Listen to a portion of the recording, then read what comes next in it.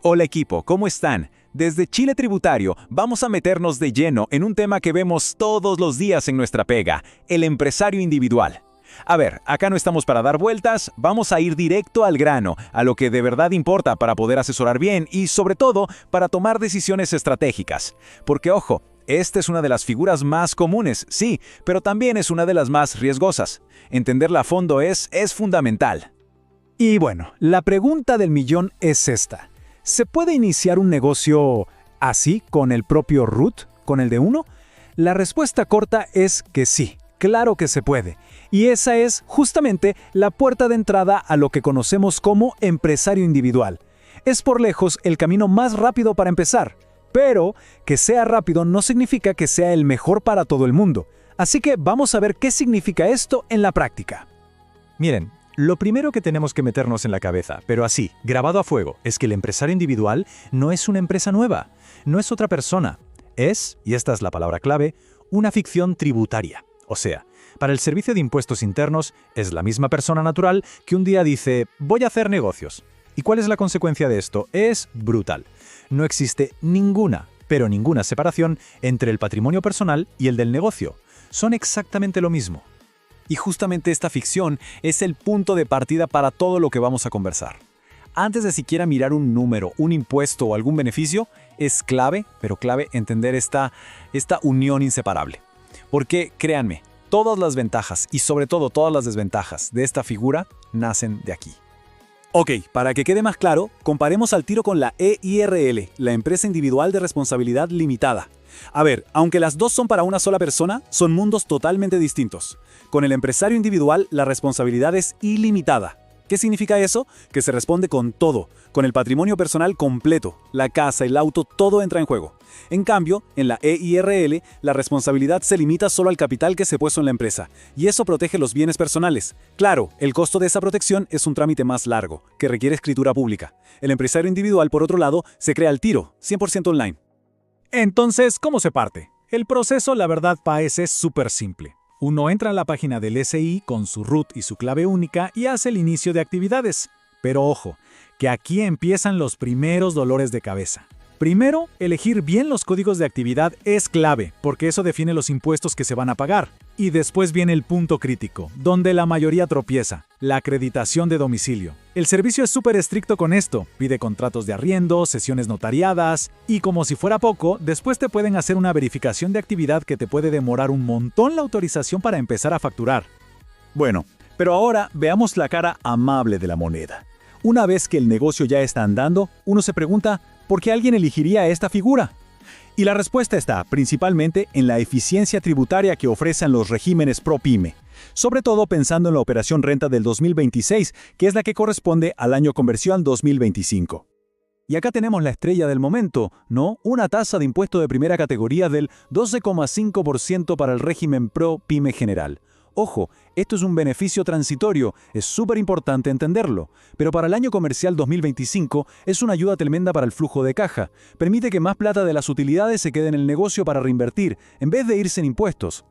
A ver, para que se entienda bien, veámoslo con un ejemplo. Digamos que hay una utilidad de 20 millones. Miremos primero la columna del régimen ProPyme general. Acá, la empresa paga en abril un impuesto de 2,5 millones. El dueño, por su lado, solo va a tributar por la plata que realmente retire. Ahora, miremos la otra columna, la del ProPyme transparente. Aquí el cambio es radical. La empresa no paga nada, cero. Pero, y aquí está el detalle, toda la utilidad se le atribuye al dueño, y es él quien paga su global complementario en abril. Como ven, el efecto en la caja es completamente distinto. La elección depende 100% de la estrategia que se quiera seguir. Y por eso mismo, el régimen transparente es una verdadera máquina de liquidez. Piensen, al no pagar impuesto de primera categoría, toda esa plata queda disponible en el negocio, al tiro. Además, los ppm son bajísimos, del 0,2% o incluso menos. Entonces, ¿para quién es ideal? Bueno, es perfecto para emprendedores cuya tasa personal de impuesto sea más baja que ese 12,5% del régimen general. Para la gran mayoría de los negocios chicos, esto se traduce en algo muy simple: pagar menos impuestos y tener más caja para poder operar día a día. Pero bueno, no todo lo que brilla es oro. Ya vimos las ventajas, así que ahora nos toca hablar del lado oscuro, del gran riesgo que define a esta figura, la responsabilidad ilimitada. Y aquí, equipo, hay que ponerse serios, porque este tema puede costar muy, muy caro.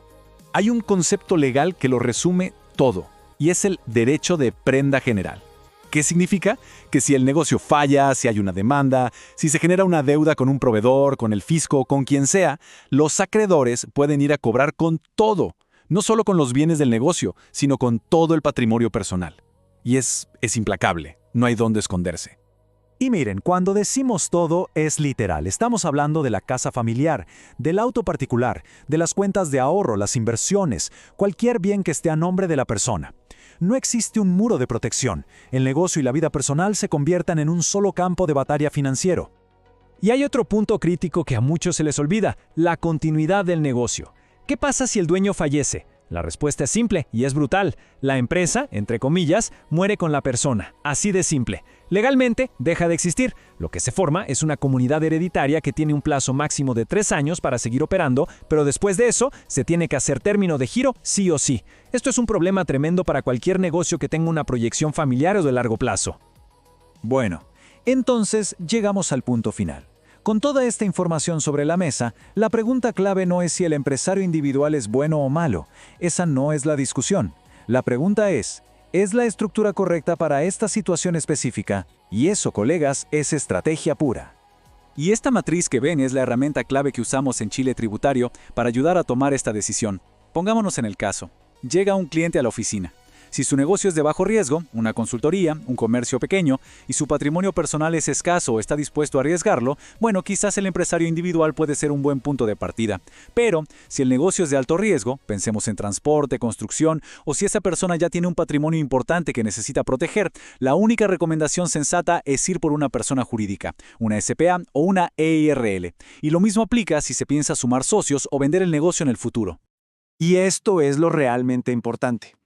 Nuestra pega como contadores va mucho más allá de llenar un formulario 29. Se trata de entender el negocio, de medir el riesgo, de ver las proyecciones y de guiar en la arquitectura de la empresa.